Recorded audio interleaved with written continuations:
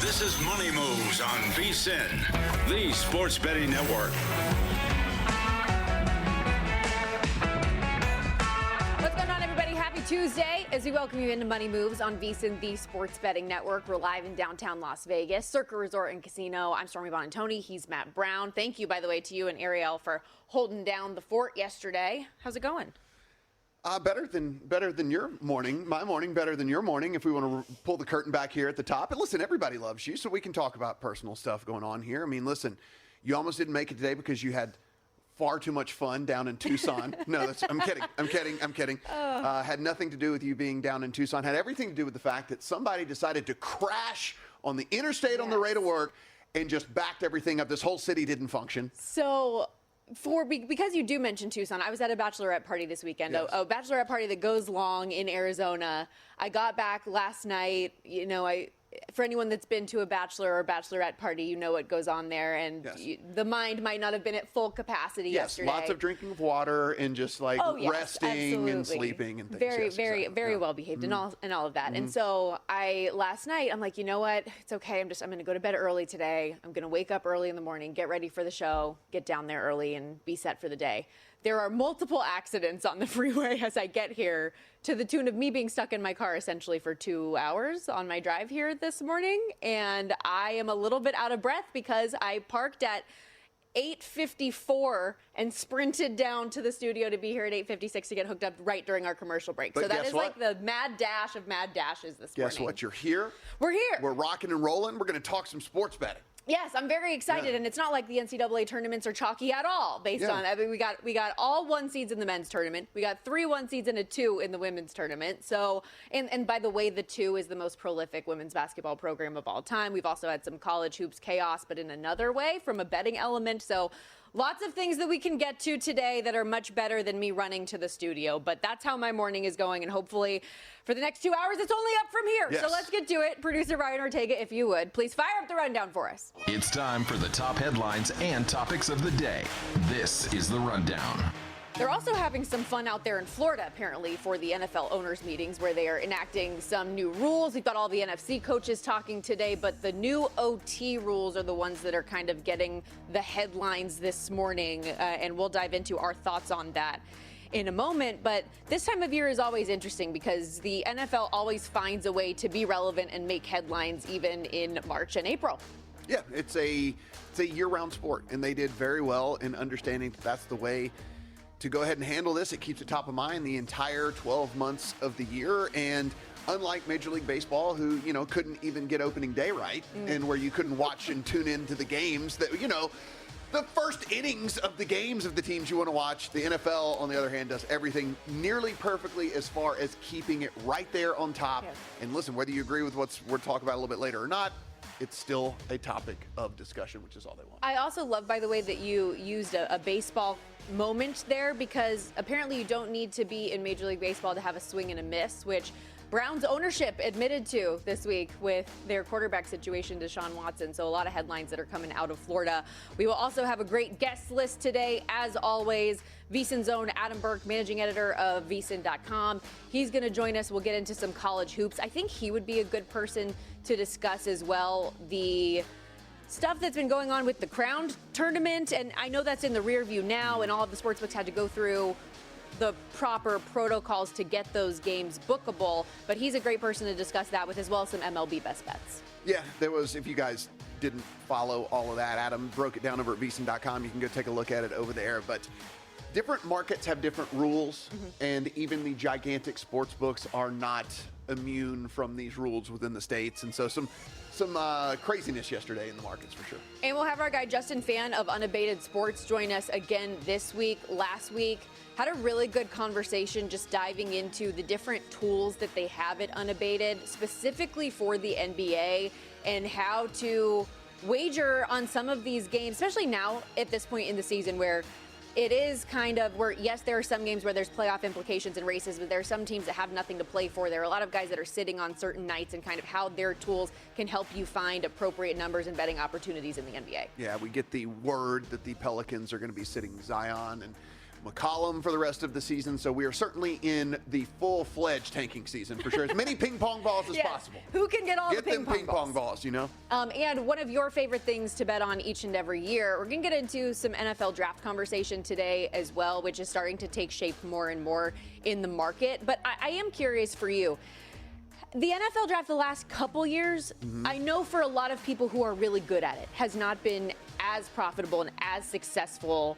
Do you think that that's a trend that's going to change as more of this becomes readily available and sportsbooks are more cautious with their pricing? Yeah, still had a really good year 2 years ago. Last year, not so much. And I know a lot of different guys out there, not as much either. I think the draft was a little wonky last year where you knew 1,000% who was going number one. That wasn't changing. They announced it in the so it's kind of like that was because there's always intrigue about the number one pick, and then that ends up shaping some of these other markets where you might can find value elsewhere. When it's like dead set, you know exactly what's happening at number one, then at least takes one market off the table, and then other stuff can become a little bit more efficient. And no, I don't think we have that this year. I have a couple of bets we'll talk about a little bit later that I've already thrown in. And last but certainly not least, as we round out the top five today, it's April Fool's Day. For anyone who didn't know, we're going to play. She really was actually late and almost did. That wasn't a lie. So I thought about this when it was like, hey, you're probably going to just have to start the show on your own. I thought people were going to be like, oh, this is an April Fool's thing. And I was going to have to literally explain to them, this is not actually an April Fool's thing. Like I'm actually starting the show, and she is actually coming in. I didn't even think about that when I texted you to say, hey, FYI, like I might not be able to make it. That didn't register with me. But we're going to play a game a little bit later, Foolish or Foolproof, which maybe you can explain to what that's and just real quick, this is just a PSA just in general out there to everybody. Like, make your April Fool's joke, like, worth it. Don't do anything that's cruel. Don't do anything that's like hurtful. Don't do whatever. Like, don't text someone that, oh, hey, did you hear my dog die? Like, no, that's not fun. That's not funny. That's not an April Fool's. Like, and if you can't think of something good, then just skip it. It's not, you don't have to do it. Most of the time, your April Fool's thing is stupid. So just think of it that way. That is a real deal for me on April Fool's. Did you get got by anything? What always is tricky for me on social media are these like fake insider pages. This is where I'm going with this. Basically, is that like your thing that you think is so clever, and so it's not. It's not clever. It's not fun. It's not funny. It just makes your job and my job exponentially harder as we sit here, and because we have to kind of watch this on the side as it is anyway, right? Like so, the Twitter's just constantly scrolling. We're kind of like, oh wow, we caught that. Okay, maybe we'll talk about that next segment. Let's write this down. Now we have to triple check today to make sure that this is from someone that isn't like doing an imposter thing. Basically this is like draft night all over again, where there's 19 Adam Schefters and 19, Wojs. And they have the picture. It's like and they write the name, but then the handle is like a letter off or something. So it looks 100%. It's very frustrating, at least for us in this industry. I do remember though, one of my favorite April Fool's jokes that I saw sports-wise that came through was when Anthony Davis pretended that he was going to shave the unibrow. And he actually looked great in whatever the AI fake facial thing video edit that they did together. But I just remember that so vividly, and I didn't know it was April 1st that day. And I was just thinking, whoa, he's not the brow anymore. He's the brows.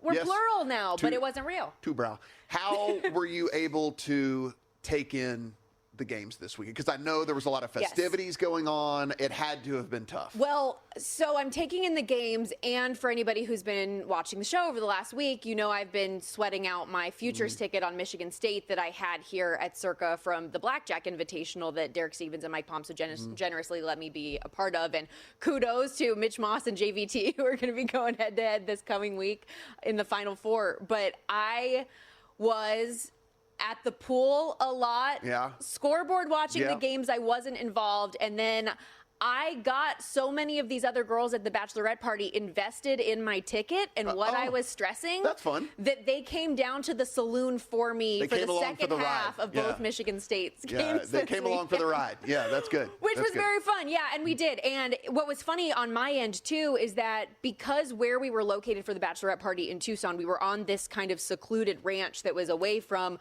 I couldn't leave my friend who were celebrating to get married to go to a sports book to make a bet. Plus, at a book I've never been to, how much can I get down on certain things? I don't know. And so I was just like, I will have my husband go down to Circa to place the bet for me that I need made. And so Michigan State I get the by the way, I get the miracle middle on the Ole Miss game, plus 3.5. That shot should not have gone in. You should have seen, it was electric. All of these girls that don't watch sports, by the way, just getting into my bets. Living vicariously through you. 100%. Yeah. And this is why I always say, like, if you have a friend, a wife, a girlfriend, or whatever that isn't particularly big into sports and you want to get them to watch a game with you, place a bet for them because they will be into it. But so that was so much fun. And then I'm texting my husband and trying to figure out ways that we can get down how much, like, what's the math that we want to do this, because I didn't like Michigan State's matchup with Auburn. And so we ended up monetizing the ticket pretty well because we got the middle on Ole Miss, and then I ended up putting a little under 10,000 on Auburn money line. We got minus 220 here at Circa, which was good. So we walked away with, obviously it's not a $9,000 ticket that we would have loved in the end of all of this thing, but to get $5,000 out of a bet out of thin air is pretty nice. No, that's absolutely amazing. And again, it's a deal where you were smart enough to understand that, all these people that are like, oh, I'm team no hedge. It's like, man, if you got fat tickets, monetize the fat tickets, right? Like, don't walk away with empty hands. And again, this was a free bet. Yeah, and you're going to sit, because if you're sitting here with absolutely nothing in your account right now, you're feeling like an idiot, And, like, that's the thing. Just make sure that you walk away and don't feel like an idiot. That's what I tell people all the time. They ask me, how much should I hedge? I go, as much as it would make you not feel like an idiot. Right. If it's over. That's what I say.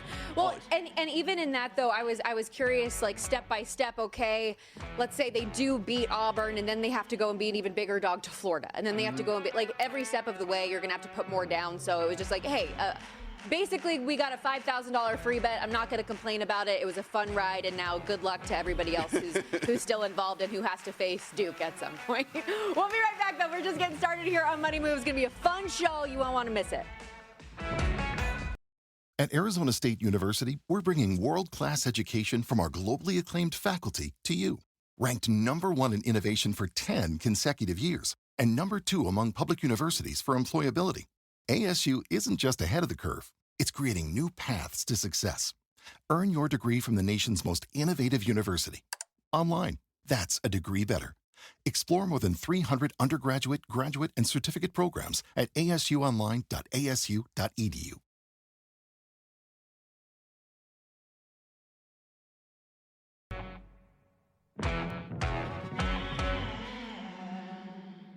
You're watching Money Moves here on VSiN, the Sports Betting Network.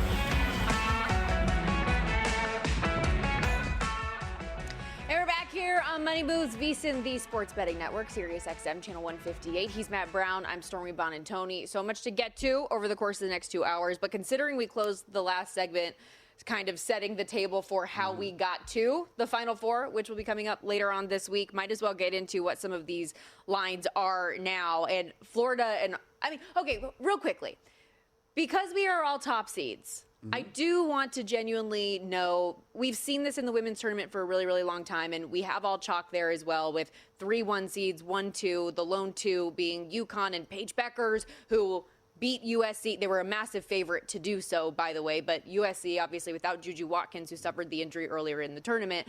We're used to seeing chalk prevail in the women's tournament because there is that disparity from the top programs down. But in the men's game, there have been Cinderellas. There have always been these teams that make it interesting and make a run, but it's all chalk throughout. And we said at the very beginning, before this tournament began, that these 1s and 2 seeds just feel stronger, just feel better, and that's prevailed. Yeah, and an opinion that I'm going to keep screaming, and it certainly will go in screaming this next year as well as we go into this tournament. I don't think it's anything that's going away. I mean, you look at the recruiting classes that are coming in. Duke's going to lose 3 lottery picks. They have 4 of the top 25 players in the country already signed to their class. It's like, it's a deal where the top is only going to separate from the middle, because the other thing, and everyone just always talks about NIL. And yes, certainly you can go buy players, and these big programs are certainly going to go buy players, but it's really the transfer portal as well, right? Because if you fell through the cracks and ended up at a mid-major or even lower than that, you ended up at some obscure school, you just transfer to one of the bigger schools. Then this is what has happened. Now, this isn't necessarily the case with Duke. You can go in and you can see 4 of their 5 starters did start at Duke, but 3 of them are freshmen. So there's that, which is why you're going to get that. But, I mean, you look at some of these other teams, there were, in the Sweet 16, Stormy, there were 5 other teams where all 5 starters didn't start at the school. Like, literally, all 5 were transfers in. You know, there were another where 4 of the 5 starters were transfers in. And, like, so this is only going to be something we see more and more of moving forward. So I think as handicappers going in, whether it's to make the Final Four or us, you know, if we're filling out brackets, if we're doing these various things, we need to realize that the days of the 11 seed and the 10 seed and stuff like that, making it deep into a tournament might be behind us. Not saying it's never going to happen, but certainly it's not going to happen with any sort of regularity, in my opinion, moving forward. I think it's 1s and 2 seeds just flooding the Final Four here moving forward. Just the second time in NCAA tournament history that we have seen all 4 1 seeds make it. The previous time was in 2008 in San Antonio, and we'll see, as you point out, if this becomes a trend moving forward in the men's game. Where things sit right now on the odds board, Duke is your plus 105 favorite right now to win it all, followed by Florida at 3-1, Houston 4-1. Auburn 5-1, and we do have Florida and Auburn going head to head, and it's the VSiN Futures special between JVT and Mitch Moss in that one. Auburn getting 2.5 points against the Gators, the total largely sitting 160.5, so a high total in that game between those 2 top seeds. Yeah, it is. Like I said, you know, kind of as this broke, I mean, it seems about right. The number seems about right. The total seems about right. This Florida team, if for whatever reason, and I hate to go in with a handicap of just I want to look at something live, but I mean, Florida is this team of massive runs. We've seen it all through this tournament. We saw it all through the SEC tournament as well. They will have these tiny little lulls, and the next thing you know, you look up, and it's like, oh, they've gone on this 12-0 run. They've gone on this 13-3 run. They've gone on this 18-5 run, and they end up getting these leads in these games. And so I'm kind of almost hoping that there is a point where Auburn becomes the favorite in this one, and I can come in and play a little bit of Florida. Do you think we could get there? I mean, we're at a – you and I both coming into the tournament really liked Florida and talked up Florida a ton. Now, from what we've seen from Duke, I think maybe our opinion has changed at least a tad on who the best team is with all of that. I mean, Walter Clayton Jr., obviously a dude that has the ability to score, but also get to the line, which I think is pretty important here in this one. He got to the line 8 times against Norfolk. I think it was 7 against UConn, and then this past game against Texas Tech, got to the line 14 times, right? And so you can see a dude that is not afraid. Yes, he's a guy that can shoot from the outside, but also a guy that's not afraid to get down there and get dirty with it as well. And I think with Auburn, Stormy, like because people, you know, we remember what we saw last, right? And so it's closer to our memory them stumbling down the stretch than us not remembering that they were 27-2 to start the season, you know? And it's like, I think they are playing a little bit closer to that 27-2 version of the team now than they were whenever we were going into the tournament time. And you and I have talked about the psychology. You work with collegiate athletes and stuff. And like, I've talked about the psychology, and I do think it's a little bit harder when you know you're a 1 seed. You know there's nothing to play for. You could get bounced in the opening round, and you're still going to be a 1 seed and all that. Like, I do think for 18, 19, 20-year-old kids, it's a little harder to stay super, super fired up, right? And I think they're playing much more like that 27-2 team now than they were heading into that tournament. We mentioned the total being a little bit higher in this one. Florida and Auburn ranked 3rd and 12th, respectively, in points per game this season. Both ranked top 10 nationally in second chance points per game as well. Florida 5th with 15.5. Auburn tied for 8th with 14.5. Florida did win the regular season meeting at Auburn 90-81. Walter Clayton Jr. led the team with 19 points. He's averaging 24 in 4 games against AP top 10 teams in this month of March. Obviously, now we're turning the calendar to April, but he has been great, to your point. I think this is going to be a really fun matchup. I don't know if I'll get involved in this specific game because I do still have my Florida 25-1, and I'm kind of done with my hedging now at this point. I feel good about where we've been at, but I would like to see Florida come out of this one because I do think that they're the better team and they are favored as much now. And the health of Janai Broome obviously is a thing as well, right? This, yes. I mean, I imagine with a week off, he'll be fine. But, I mean, even if he's only 90 instead of 100%, right? Even if he's only 90%. Can we talk for a moment about that moment when he comes back into the game, hits that dagger 3, and just everything erupts? That moment was just, I feel like so key in them being able to just say this game is over now. But yes, him getting healthier is going to play an impact there. Bigger spread in the second game of Saturday. Duke laying 5.5 against the Houston Cougars. Total in that one 136.5. And so we go from the high offensive game to now, Houston, one of the best defenses in all of the country. And Duke can do just about everything. They've looked as good as a team can look in the tournament to this point. How do you view this game? Yeah, the most efficient offense in the Ken Pom era is this Duke team versus, like you said, the best defense in the country. And so it is going to be what wins out. I look at this, and there is a massive age and experience advantage for Houston in this one, which is at least somewhat interesting, I think, when you look at it. Like, you've got Flagg and Malawak and Kneppel, who are all freshmen, right? I mean, they're two of them are 18, one of them's 19. And Cooper Flagg, by the way, remember, reclassified. He's supposed to be a senior in high school right now. So he just turned 18, literally just turned 18 a couple of months ago. And so you do have Houston, who, like, Juwan Roberts is 23. He has 170 games under his belt, right? Like, he's played 170 collegiate games. Arsenault's 22. Tugler is 20. Francis, who plays a ton of minutes off the bench, is 22 as well. So you do have that experience, at least, on the Houston side, while the talent side certainly is over there on the Duke side of things. I mean, listen, great D for Houston. They shoot the three ball pretty well. They just don't shoot it super often. Are they going to huck it up more often here, Stormy, and try to, take advantage of the fact they do have three different guys that shoot over 40% from three? Maybe. I just don't know if the size difference that Duke brings to the table is literally going to end up being the difference in all this. We saw they just attacked Alabama at the smaller positions every single time, right? Specifically Sears. I mean, they went after him a ton. And so you got a starting five where the smallest dude is 6'5". You know what I'm saying? I mean, it's an NBA team. The smallest dude 6'5". And so I think when it comes down to it, while I think Houston maybe limits them just a tad, it's just going to be too much. I think so too, but I do also think that this game, just from a viewership standpoint, has potential to be awesome. Yeah. Just when you think about the dominance, quite frankly, that both of these programs have displayed throughout the course of the year. Duke and their big blowout wins that they've had, kind of establishing themselves.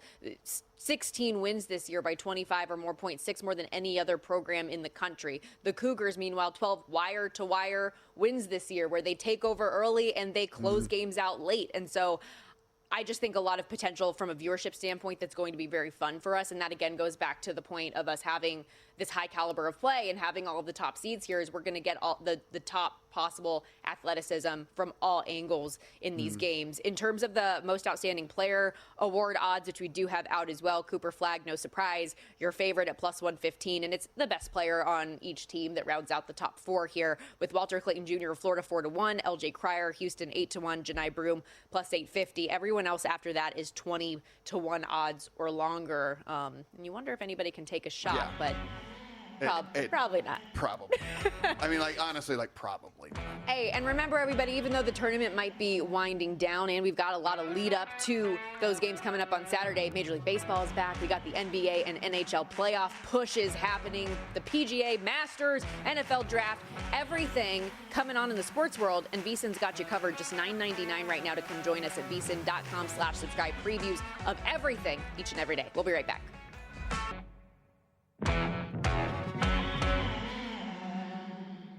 You're watching Money Moves here on VSiN, the sports betting network. A couple quick updates for you coming out of the NFL owners' meetings in Florida. We're back here on VSiN, the sports betting network. Matt Brown, Stormy Buoanantony with you. But one topic that has been big in discussion in the NFL world for the last couple of seasons, of course, has been the tush push. The Eagles made it famous. The Eagles and Bills, the two teams primarily that we have seen utilize it and at least have success doing it. But apparently, according to a lot of these NFL insiders that are out there in Florida, discussions on the tush push have been tabled until May. This from Peter Schrager. There were people lobbying for it and others that were lobbying against, and they were split 16-16. You need 8 more votes to get rid of it for that majority. So it looks like they're split again on the tush push right now. Yeah, I mean, it's a deal where I went on a giant rant on this yesterday here on this very program. I will give the amended version to it, which is there were 35,414 plays run last year. 101 of them were tush pushes. That is 0.28%. If you can't do it, sorry. Sucks for you. No other team outside of the Eagles and the Bills ran it more than 5 times. Yep.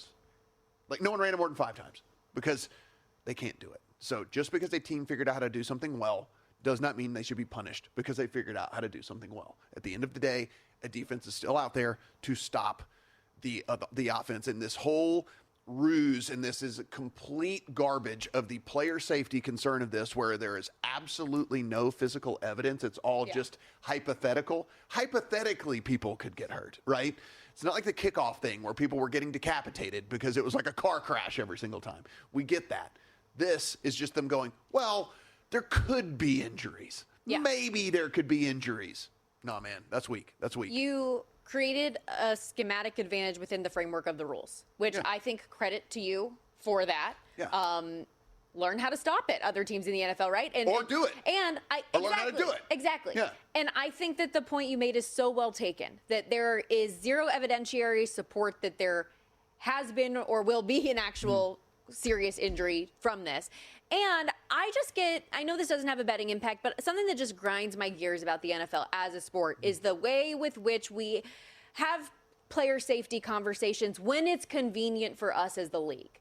Sure. Oh, let's stop this play for hypothetical injuries, but let's also add another game to the schedule. Let's make it an 18-game season. Let's add another car crash to that's how I feel about it. And so it's okay, this is a convenient argument at the time. So I think that they should be able to keep it. I don't know, doesn't impact me any. I don't really care. The overtime rule change is one that I think is significant and interesting. Here's ESPN's Adam Schefter saying NFL owners have now passed a rule that both teams will be allowed to possess the ball in overtime in the regular season. The original proposal was for a 15-minute overtime. That was amended back to the original 10 that it had been played with under before. And so I think that's interesting because if you have essentially the team that gets the ball first, a really long drive that eats up the majority of the clock, like that could be game over for the other team's opportunity. So I think the likelihood of us seeing a longer, like a 10-minute long drive that results in a touchdown and then another team getting the ball is probably unlikely. But the fact that I don't like they're guaranteed to get the ball because I don't think that's accurate within what this rule is telling us. Well, what we'll try and figure out, again, from a betting standpoint and all of this, and this only really affects us from betting live or something like that, will just be, will teams want the ball first or will they or not? Now that knowing that they're going to get the ball back again, right? It's a deal of, we know most teams defer to get the ball in the second half, right?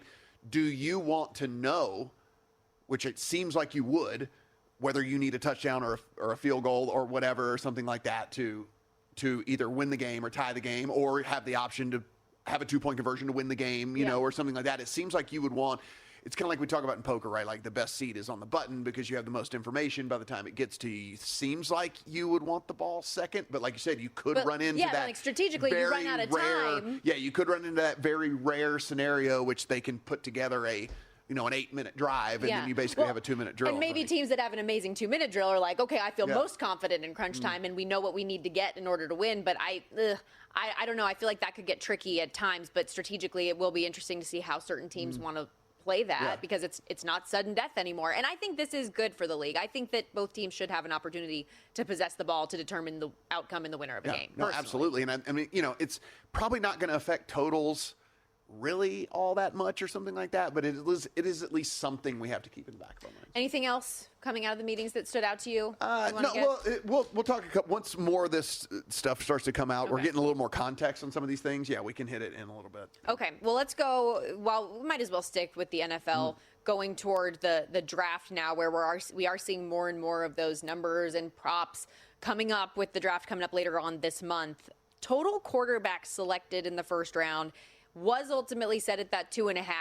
Obviously, we know Cam Ward, Shedeur Sanders, but then it was, will there be a third? And more it has looked like there will be, whether it be Jackson Dart, who's kind of the primary guy that's been discussed, but even Tyler Shuck is somebody who's kind of creeped into the conversation, which was a big surprise to me. But that over is minus 320 compared to the under at plus 240.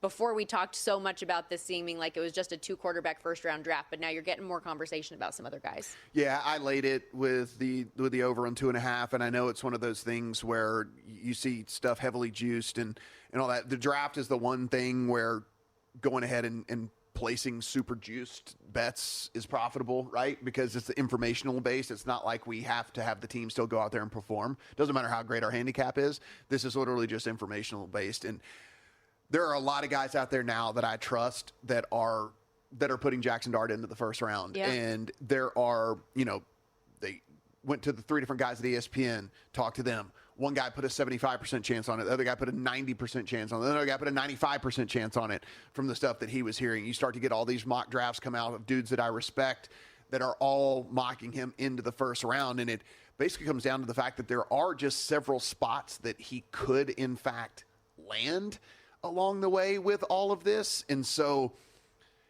do you want to bet on your team being bad enough next year to get in a position to get a quarterback? Or maybe you don't like any of the quarterbacks coming out next year outside of Arch Manning. And if if you're not at the very top of the draft, you might as well take a guy this year and try to start grooming him for the future. So I did lay it there on the over 2.5. I typically lean to the under in these quarterback markets, but typically the number is much higher, right? Look at last year, how many quarterbacks we had go. It's typically much higher, the number, right? And I always want to go under on stuff like this because I think we just inflate what teams want with a quarterback or something. But there are so many different landing spots for Dart along the way that if he continues to fall, like someone could even trade back into the first round and come back and get him too. So I went there with it. Not for everyone. I get it. Heavily juiced bets are not for everyone's bankroll, but in the draft, we're going to be doing a lot of these. We're going to be doing a lot of these. Well, and so I think that's where draft betting is different because it is so information based versus a game that's being played and the result can alter as you go. I very much so agree with that idea. And I think similarly to the running backs market where we see this number set at 2.5, that I don't know if minus 260 to the under is juiced high enough based on what I've seen from mock drafts. And I have sifted through a lot of them. Have you seen any with 3? No. So this number's actually went against me because this opened at 290 and I bet it at 290. And then it's gone the other way. People betting on the over.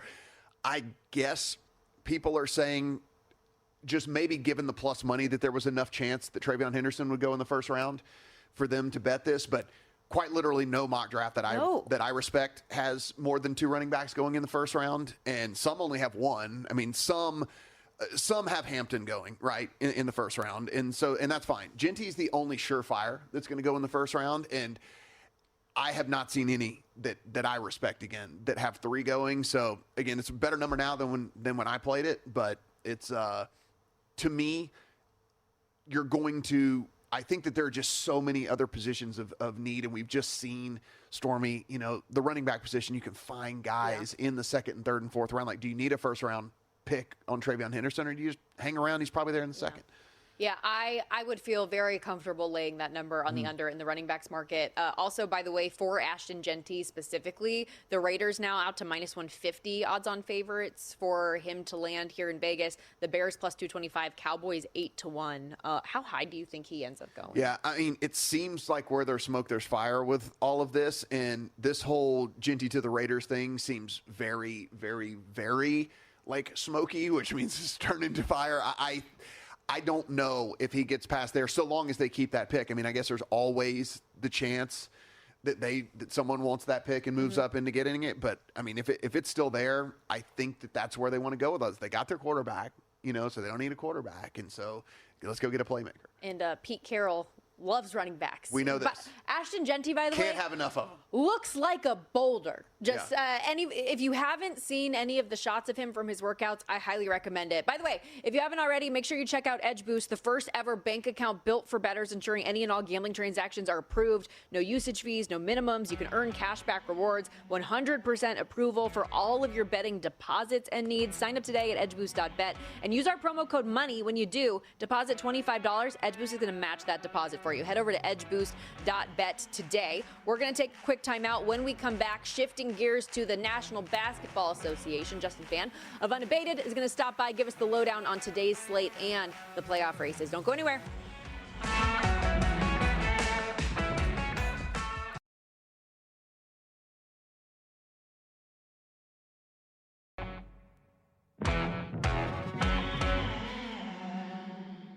You're watching Money Moves here on VSiN, the Sports Betting Network. Alongside Matt Brown, Stormy and Buoanantony with you back here on Money Moves, VSiN, the Sports Betting Network. Time to get into a little NBA talk. We got a 7-game slate coming up tonight, and this time of year also very interesting because you have teams that are trying to fight for seeding, positioning to get into the play-in or out altogether and make it into the playoffs cemented, and teams just with nothing to play for, which leads to a lot of questions. And hopefully our good friend Justin Phan can help us answer some of them as he joins us now on the Progressive Guest Line, managing director of Unabated Sports and the Unabated NBA specific platform. Justin, welcome into the show. Appreciate you. And I guess first off, do you like this time of year? Is that good for your numbers as you create all of this information? How do you kind of unpack these next few weeks? Yeah, I love this time of year because the more craziness, the more silliness, the more things that come out of the blue, the bigger our edge. And that is the challenge, is to kind of figure out the puzzle and get out ahead of it before this stuff happens. You know, for everything this time of year, it's all about preparation. You know, we're entering silly season where everything's on the table and you shouldn't be surprised by anything that happens. You know, understanding teams' motivations is very important this time of year. And I kind of want to dig into like some specific teams. You know, we're looking at Boston, Cleveland. They're pretty clearly 1-2 in the East. And with Boston specifically, they have Drew, KP, Al Horford, who are veterans that they want to keep fresh for the playoffs. They have Jaylen Brown, who's been dealing with a bone bruise in his knee.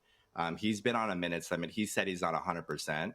Jaylen Brown was questionable yesterday and ended up being ruled out. So with Boston, when you're looking at Q tags like deeper in the year, you shouldn't be surprised if those players get held out, just to be safe, just to keep these guys healthy and fresh for the playoff run. Cleveland been very conservative throughout the season with managing their players' workloads. When we are doing player prop projections, we rarely have Darius Garland, Donovan Mitchell, Evan Mobley projected for more than 32 minutes. They love using their bench with Kenny Atkinson. So, you know, and they've been pretty proactive resting Garland, Mitchell, Mobley, Strus the rest of the way. So we should expect more rest days from those guys moving forward. We'll note that Jared Allen has specifically said he wants to play all 82 games this year, so would not expect any rest for him. OKC, they've clinched the 1 seed in the West. They have a couple guys that have been dealing with injuries too. Chet Holmgren, a variety of hip issues. Jalen Williams just came back from a hip issue. They have vets like Alex Caruso, Isaiah Hartenstein they want to keep fresh as well. So these teams specifically, you know, Cleveland and OKC have opted for just holding guys out entirely. So we want to kind of look at the schedule ahead and be able to pick off spots where it does make sense for these teams to rest. You know, I think a lot of times, like, people complain about load management and rest, but it's important to understand that these decisions are made by the team's player performance and medical staffs. There is generally a rhyme and reason to when players get rested, you know, and it is on us to kind of unpack that and figure out when that is going to happen. Justin, what about the teams on the other end of the spectrum, and how do you treat them this time of year? You've got Utah and Washington and Charlotte and New Orleans, who just shut down Zion and McCollum, and Philly. They're trying to get those Cooper Flag ping pong balls right now. So how do you go about those teams? Yeah, I mean, you just kind of go in expecting a very wide range of outcomes. You know, you have teams like Toronto that's actively like in-game tanking, where they would hold out players and starters for the fourth quarter, like Scotty Barnes and Jakob Poeltl, Emmanuel Quickley. and you have teams that are just signing guys to 10 days, and you're just having to figure out, oh, Marvin Bagley has a brother. He plays for the Sixers now. That's crazy. Like, you're figuring out these guys, on the move, in real time, just trying to figure out what's happening. So, just asking yourself questions like this time of year, did the Hornets recall Damian Baugh? How many games do Jeff Doughton, Alex Reese, and Jalen Hood-Schifino have on their two-way contracts? Did the Wizards just recall Kobe Jones from the G League? These are the questions that are defining these tanking teams down the stretch. And I think you just kind of have to be prepared and get in the minds of these teams. Which players are they incentivized to play more? The Wizards, they want to play young guys like, Bub Carrington, AJ Johnson, and they don't want to play their vets like Chris Middleton or Marcus Smart. So kind of acknowledging the range of outcomes, and not being surprised when Chris Middleton only plays 12 minutes in a game. There's no reason for him to be playing for the Wizards this deep in the season with nothing to play for. Well, let's get into some of the action tonight, because specifically, like, as you look at the Western Conference and teams trying to get in or stay out of the play-in, there are a lot of them teetering on the edge, and it's a very compact kind of side of things right now in the NBA. And specifically, you've got Golden State and Memphis going head-to-head. Anything with your numbers that stands out in that matchup? Yeah, I mean, this Memphis team obviously struggling big time. The coaching change with Taylor Jenkins took a lot of people for a surprise. But if you kind of look under the hood, this Grizzlies team has been on a trajectory that's been very concerning for a while now. This Grizzlies team has not won any of their last 11 games against teams above 500. They've lost 11 straight against teams above 500. And obviously, the Warriors qualify, tonight. If I'm looking at this like big group of teams that's behind OKC left in the West, I think the Warriors are the ones that most appeal to me. There are teams that are built for the regular season and for the playoffs, and the Warriors look like one that's built for the playoffs. They have the highest floor, I think, among the rest of these teams outside OKC. This is a team where you know what you're going to get from them on a night-to-night basis. And one thing that's really stood out to me for the Warriors lately is that they can win games when they're not shooting the ball well. You look at their last 25 games, they've turned the ball over fewer than their opponents in 20 of them. They're also one of two teams that are top 10 in offensive and defensive rebounding. So if those shots aren't falling, they're still able to find a way to win games through rebounding, through not turning the ball over. So I do like this Warriors team today, this Memphis team. Even since they made the coaching change, the last two games, they've given up a total of 250 points.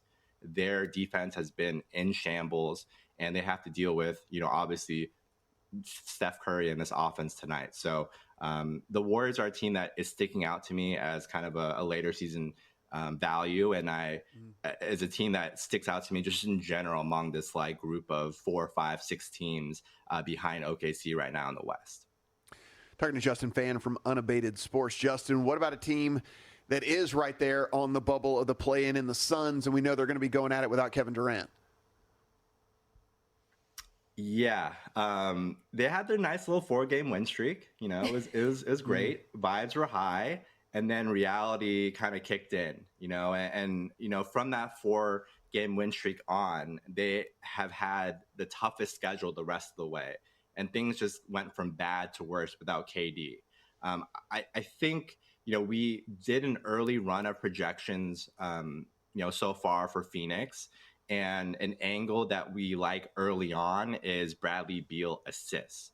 So Bradley Beal, questionable tonight, but he was at shoot-around. We're expecting him to come back, to return from his absence tonight from that hamstring injury. Would not expect a big minutes limit. We have him at 28 minutes currently. The market's at 2.5 assists. We have him at 3.47 preliminarily. So, I think Bradley Beal assists coming back into that team without KD having to fill a lot of that offensive void along with Devin Booker. That's an angle that we are kind of looking at right now. Justin, you're awesome. Thank you so much for the time as always. We so appreciate it and enjoy the action tonight. For sure. Thanks for having me. Yeah, Justin Phan, everybody, doing great work over there at Unabated Sports. And remember, if you want more NBA or prop analysis like this, check out Unabated to get expert player prop projections, start-sit projection scenarios to see how a player's status might impact their projection, not only for them, but their teammates, NBA news, first to market on breaking news in a lot of areas to help find edges there. Unabated.com/vsin is where you can find more subscription information to go join in. They also have Discord channels, regular interactive live streams. Justin and so many other members of their team are always involved. Again, unabated.com/VSIN. We have to take a quick time out here, but we will be back in a flash getting into more NFL news and notes that are coming out of the owners' meetings. Plus, we got a little golf action to get into with my friend Matt Brown here. A little bit of golf action. The Final Four, not the only thing happening over there in San Antonio this week. We got a little golf action going on as people get tuned up for the Masters. No doubt about it. Don't go anywhere. More Money Moves, Hour 2 coming up after this.